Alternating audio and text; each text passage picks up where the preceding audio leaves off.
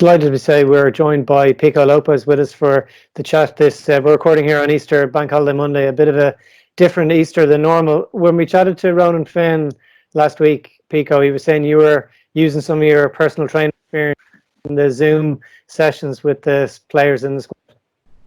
Yeah, it's just kind of something we started maybe the last 2 weeks, like just for the bit of interaction. It was actually, I got the idea from my girlfriend. She plays camogie, and they started doing Zoom sessions for the team, like just like little exercise here and there. And I'm thinking to myself, geez, that's a great idea, because you start after to do a few weeks of not being in the training ground, you just miss the lads, you miss the kind of the dressing room banter and just interacting with different lads. So I put the idea out to the group, and a lot of people were responsive to it. Like, and now it's become a thing that we look forward to now during the week, the 2 or 3 times a week that we do it. Like, and yeah, it's great because you can hold yourself accountable, because you know that another lad in the team is doing it, and you can push each other, and you get that interaction. A few laughs and jokes come from it as well. It's brilliant.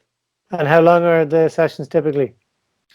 Well, I haven't got the Zoom Premium, so the max we can do is 40 minutes, I think, isn't it? 40 minutes, yeah. So yeah, it's short and sharp stuff, and it's not designed to kind of like put lads through their paces, or kind of like you have to do this, it's compulsory. It's more laid back. Like, hopefully they get something from it. Like, that's the idea. Obviously, you get something from it, they're working, but it's more so just to check in, make sure everyone's doing their bit and they're happy, they're keeping well. Yeah, because you're like any other person out working. You're going in every day when you were up in Roadstone, and you're having the chat before training and the chat afterwards, and the equivalent of people going out for lunch or having a coffee with the workplace. And I think a lot of people kind of recognise that's what they're missing when they're working from home. So yeah, it's good that you guys are able to do that. Yeah, 100%. And as I say, like it gives you something to look forward to during the week, or something to do. You say, right, and like the biggest thing about me anyway, I love having structure and routine. And like, as a football, you know, you're training at certain times, and you'll be this, and you have to be in training for a certain time. Like, so we keep the training times the same. We start every day at 11, like, and like I say, like, you know, right, Monday I have this on, I get up for this, do this, boom. It just keeps you accountable, and it keeps your routine kind of sort of similar to what it would be in a regular week, which is important, I think. And you get a bit of time to kick a bit of football up against the gable end of a wall, or yeah, it's not toilet rolls. Hopefully you're kicking around. No, I tried a challenge on that, and I didn't fare too well. So I said I put the toilet roll down and stick to the ball. But yeah, no, I've been getting out as well. So apart from the kind of the Zoom workouts that we're doing together, I've been trying to get out to the local park, which is in the 2K radius, just for a bit of running. I try and go 3 days a week, and do a bit of running. And I'll always bring the ball with me, so in between that, I'll kind of work on a few headers. Probably is my trait. Like, so I'll work on the heading or a bit of dribbling in between, like, as a recovery. Like, and I try to get out for an hour and a bit a day. Like. And how are you feeling the rest of the time? Do you have any Netflix recommendations for Shamrock Rovers fans? Oh Jesus, plenty. What's last night? I watched The Platform there recently. Very good. Did you watch Sunderland? Did you watch Sunderland Until I Die? I did watch Sunderland Until I Die. Yeah, it actually made me miss football a bit more. Like, so. Yeah, as a professional footballer, what did you make of it? It's obviously terrible hard, like, to run a club first and foremost, and it's probably something that players don't see, like, day to day, because you're there to do your job and do your part, and you're kind of blind to everything that's what's going on, and the impact every little thing on the pitch has or off the pitch. It's crazy. Like, I loved the first season that I watched about, and the second season was just as good. Like, but I don't think you can beat them flying the wall documentaries just to see like a sort of side of the game or the business that you've never seen before.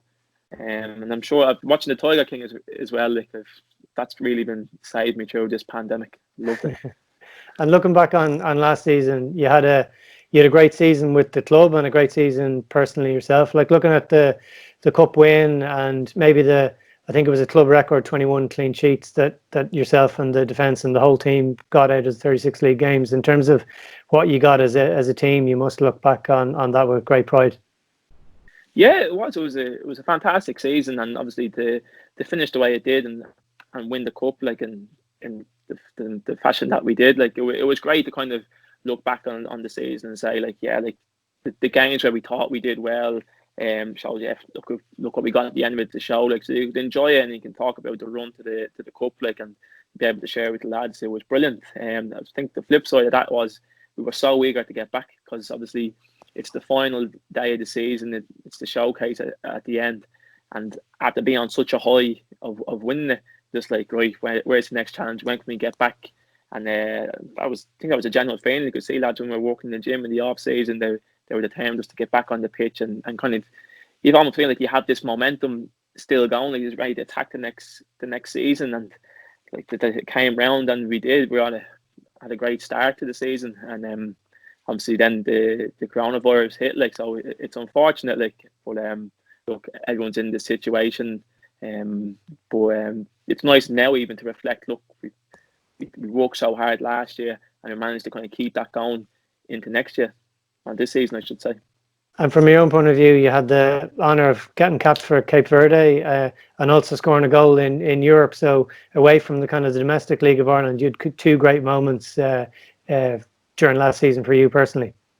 Yeah, it was fantastic. Obviously, the Cape Verde stuff I'd never seen that coming, like, until it was literally on my doorstep, and it just moved so fast. Like, but it was unbelievable getting to really get in touch with that side of my family, which, like, I probably didn't do my best effort really to kind of learn about while I was younger. Like, but it was great, and to be able to represent my father's country, like, and even chatting to him, he was so proud, and he was buzzing. I had cousins that I never knew of who were getting in touch with me, like, and it was a really, like, proud moment for myself and my family, and I enjoyed every minute of it. And then that last minute goal over in Norway, where that 2-2 draw in the first leg against Brann really set us up for, I think, a really standout game at home in Tallaght Stadium last season, where we had a huge crowd and gave us a platform to go through and get into the next round as well. Yeah, like, the European games are undescribable. Nearly, like, they're just so good, like, to be a part of. Is like you really do feel like a professional. I know that sounds weird because we are, like, professional footballers, but, like, it just really is a different kettle of fish altogether. Obviously, you're traveling to a different country, like, sort of into the unknown. You're now going up against good quality opposition. The game itself in Brann, I thought we did really well. It was tough enough conditions in terms of playing in the heat. Like, they were a decent side, but we actually played some really nice stuff as well.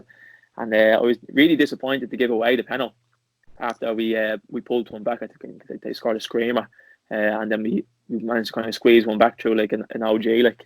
And about 2 minutes later, I gave away a penalty just after being on that high, and I was raging with myself, and I just wanted to make it right. Like, whatever we could do, we trying to just drive us on, try and get myself out of a hole, and obviously hope that one of the lads would give us a dig out as well and just get it out of the hole.